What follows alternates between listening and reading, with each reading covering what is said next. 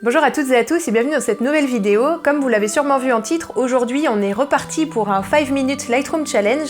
C'est un format qu'on a essayé la dernière fois qui a eu l'air plutôt de vous amuser et je me suis aussi beaucoup amusée à le faire, donc on s'est dit pourquoi pas recommencer aujourd'hui.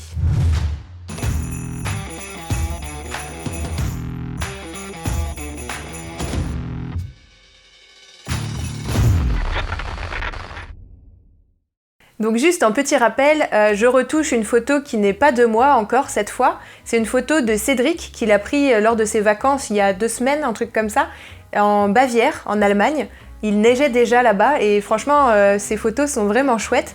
Cédric c'est pas un photographe au sens professionnel du terme, c'est un photographe amateur qui fait des photos de ses voyages et il est fait avec un téléphone et ça c'est franchement pas mal, réussir à faire de super photos avec son téléphone. Si vous me connaissez un petit peu et que vous suivez mes vidéos, vous savez que je suis pas une grande fan du matériel et que pour moi c'est pas l'appareil photo qui fait les belles photos.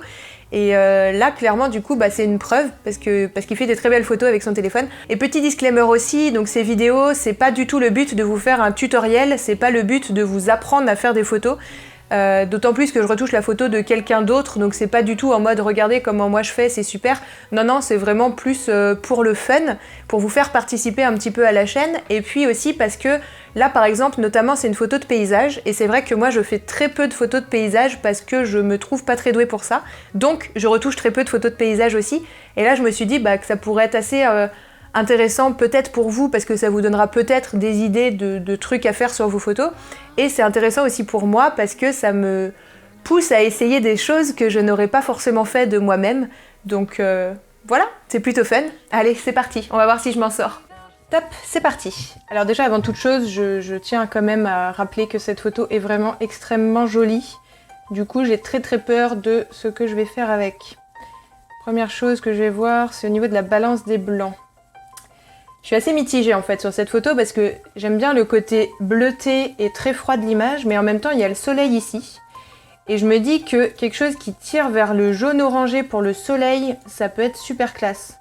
Du coup je serais tentée, mais le bleu là en bas de l'image me plaît énormément. Donc en fait je suis hyper tentée de faire un mixte entre les deux. Donc voilà, au niveau de la balance des blancs je vais faire ça. Je vais tout de suite faire d'abord les contrastes, comme vous l'avez vu dans le précédent challenge. Moi j'aime bien les contrastes bien marqués sur l'image. Surtout là, je me dis les noirs, là, il y a moyen que ça ressorte à fond. Je vais pas entrer dans le détail de la courbe parce que j'ai pas le temps. La dernière fois j'ai trop expliqué, je vais éviter de faire la même erreur. Aujourd'hui, alors un truc que j'ai pas fait la dernière fois, mais que je fais très souvent, c'est le virage partiel. En fait, ça permet de colorer uniquement les ombres ou les lumières de notre image. Et là, je serais assez tentée de faire un truc assez doré dans les hautes lumières et assez froid dans les ombres pour accentuer encore plus le côté chaud-froid de la photo. Alors, est-ce que c'est pas mal? Ouais, ça me plaît bien. Peut-être un peu trop. Ok. Au niveau de la qualité, oh là là, c'est vraiment ouf. Photo au téléphone, les gars, au téléphone. Alors, Chris, est-ce que tu peux me mettre l'affichage du chrono? Je le vois plus, du coup je vais faire n'importe quoi encore. Chris est toujours à côté de moi à post-traiter ses montages vidéo. Il doit faire le montage pour demain, je pense. Alors, je vais faire un filtre pour rendre plus doré le ciel. Et je vais le faire très dégradé. Je pense que je vais déborder sur... Il me reste 3 minutes. Je pense que je vais déborder pour que la roche aussi soit un peu teintée. C'est pas évident. Je sais pas. En fait, la photo, elle est déjà genre trop belle de base et du coup, j'ai juste l'impression que ça va pas ce que je fais. Et j'aurais bien quand même un truc qui pète dans les oranges, là, en mode plus ambiance coucher du soleil. Je dis pas que je fais ça d'habitude, en fait, moi je vais rarement sur des retouches très poussées pour les paysages, mais là je me dis que pour le challenge, si je vous ajoute juste des contrastes et basta, en fait c'est pas du tout intéressant pour vous. Du coup, je vais essayer de donner un truc vachement plus retouché exprès, quoi, parce que sinon il n'y a pas d'intérêt. Ah, 2 minutes. En fait, 2 minutes et je vois déjà plus quoi faire. Non, le cadrage, en vrai, le cadrage de base, il est cool, je trouve. Parce qu'en fait, j'ai pas envie, enfin j'aime bien le côté super linéaire là des arbres et tout, le fait que ceux-là ils sont pas du tout pareils que ceux-là, c'est super cool. Je dirais que je rajouterais presque encore plus de contraste. Je vous ai dit que j'aimais les contrastes déjà, non? La clarté, il n'y a pas besoin parce que là c'est déjà genre hyper, il y a déjà énormément de piqué. Là c'est pas mal l'effet un peu flou au niveau du soleil. Je vais peut-être encore accentuer ça et... Là, c'est trop bourrin, là, mon histoire. Là. Un effet plus de orange. Peut-être en baissant les hautes lumières pour faire ressortir le ciel. Ah, non, trop, là. Pas évident, hein. Cédric, il va me tuer après. Il va me dire, t'as ruiné mon image, qu'est-ce que t'as fait ?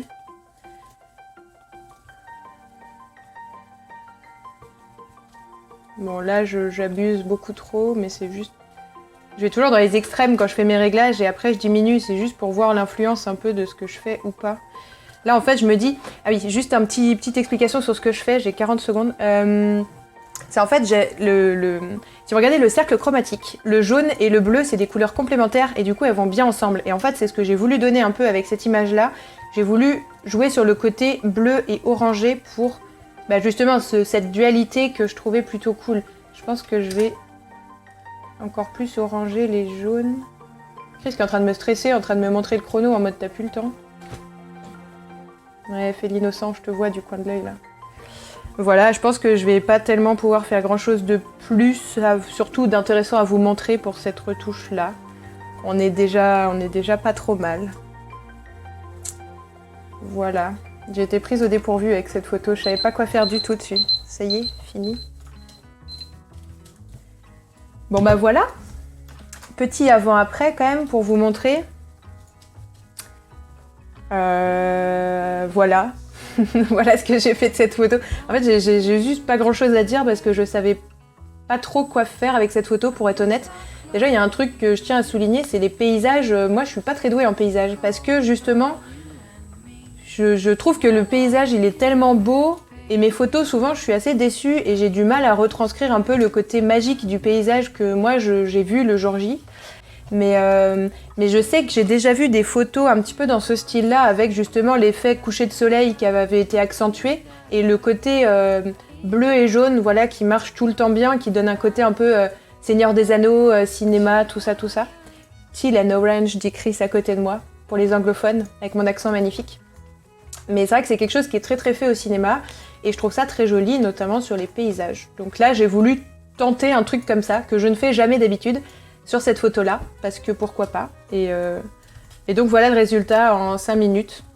Je pense que j'ai pas osé peut-être en fait aller à fond dans les réglages. Je trouve que c'est déjà pas mal retouché par rapport à la photo de base. Mais je pense que les photographes qui font vraiment des paysages hyper féeriques comme ça, ils accentuent vraiment encore plus, ils osent aller hyper loin, des fois trop au goût de certains d'ailleurs, sur leurs retouches. Mais voilà, peut-être j'aurais pu oser aller encore plus loin avec cette photo. Du coup, je pense que ce que j'aurais pu faire de plus, c'est peut-être de foncer les ombres en fait de la photo.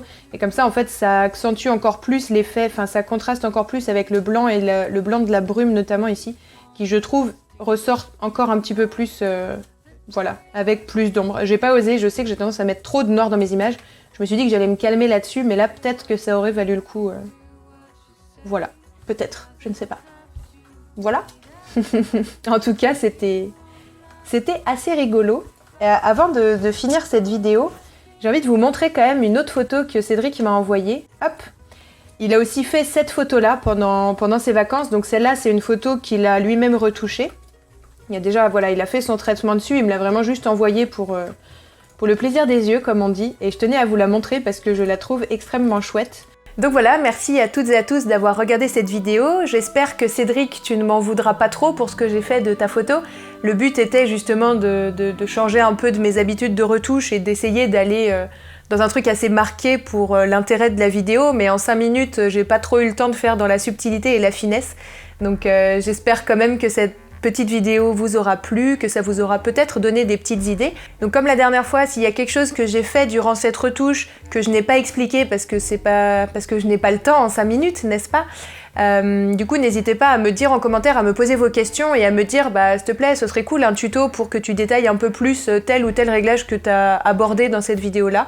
C'est aussi le but de ces formats-là, c'est d'aborder des sujets, et si vous me le demandez en commentaire, bah, j'en ferai des vrais tutos plus détaillés dans une prochaine vidéo.